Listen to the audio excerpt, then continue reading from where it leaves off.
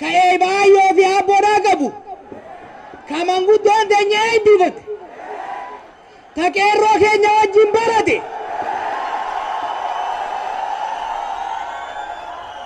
Ka qabsaa'ee miidhaa gabrummaatiif mi'aa bilisummaa beeku.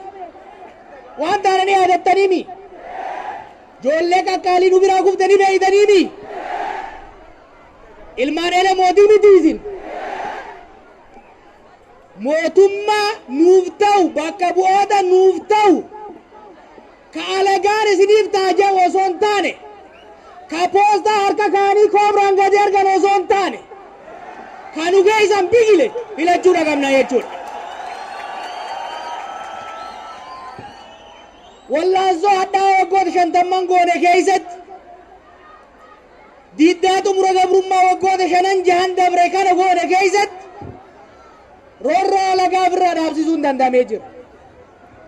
Haa ta'u garuu qabeenya keenya irratti abbaa ta'uudhaaf qabeenya rabbi nuu kenne irratti beekumsa barnootaan gabbifanneen imaammata gaarii tolfannee hiyyummaa keessaa bahuudhaaf namoota nuuf ta'an imaammata nuuf ta'u mootummaa nuuf ta'u filachuu qabna. Akkasii miti.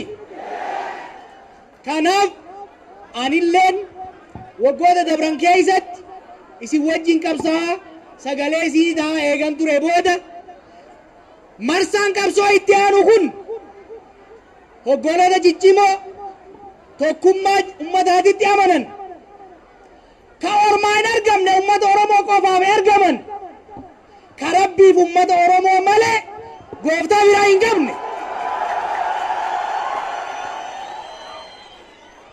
Warra kaleessas afaaniin osoo hin ta'in qabataman isinii qabsaa'ee nu hogganaa ture hogganoota kaabaatti hoggaan dabalamu isin abdaddeetii isaan abdaddeetii jechuudha.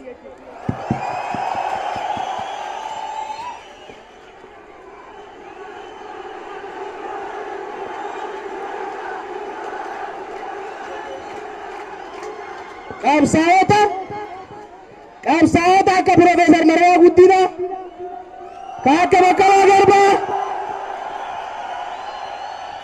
ka akka Dajanee Xaafaa,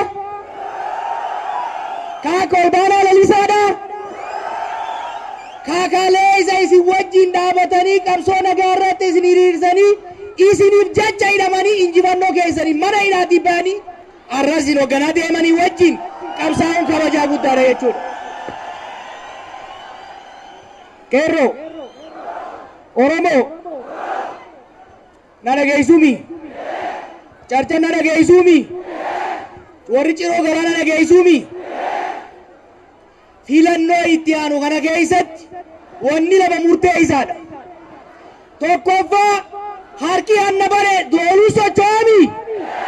Sagaleen Oromoo abadanii hin hatamu. Akka hin hatamneef tokkummaadhaan qophoostanii jaaramtanii eeguudha qabdan tokko. Lammaffaa sagaleen Oromoo fooniidaatii miti qircaatti hin jijjiiramu akkasiimi. Kanaafuu hogganoonni qabsoo bilisummaa Oromootti amanan warri ummata biitii kabajaa qaban bifa sagaleen Oromoo hin hiramneen bifa sagaleen Oromoo hiramee abbaan haqaa miidhamee hattuun ol hin baanen gamtaa tokko jalatti dorgomuudhaaf qophii qabanii jechuu. Isinoo maal godhuu qabdan? Isinoo maal godhuu qabdan? Chirichaaroo bituu dhaabuu qabdanii jechuu. Chirichaaroo jumlaa malee chirichaaroo bituu dhaabuu qabdanii jechuu. Kanaaf ji'ootaas deeman kana keessatti na dhageessaniimi.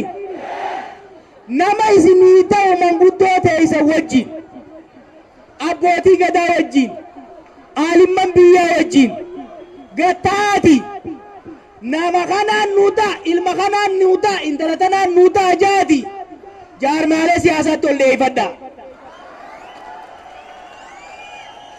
San booda filannoo itti aanu irratti akka hoggansaatitti tokkummaadhaan isin immoo murannoodhaan filannootti seennee gaafa filannoon godhamu sagaleen teenya osoo hin hatamin osoo hin hiramin injifannoodhaan goolabne fulbaana keessa mootummaa Oromoof Oromiyaa fakkaatu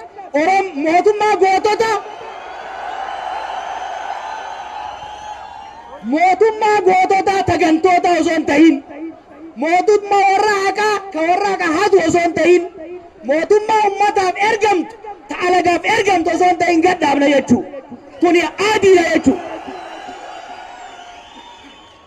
Kanaaf tokkummaa keessan nuu cimsaa amma boodallee walitti deebina waajjira dhaabaa magaalota hedduutti banaa hunda caalaa tokkummaa keessan cimsaa wal dhaggeeffadhaa akkuma kaleessatti wal dhaggeeffannee wal gorfannee tokko taanee injifannoodhaan ni goolabnaa baga wal agarree galatoomaa.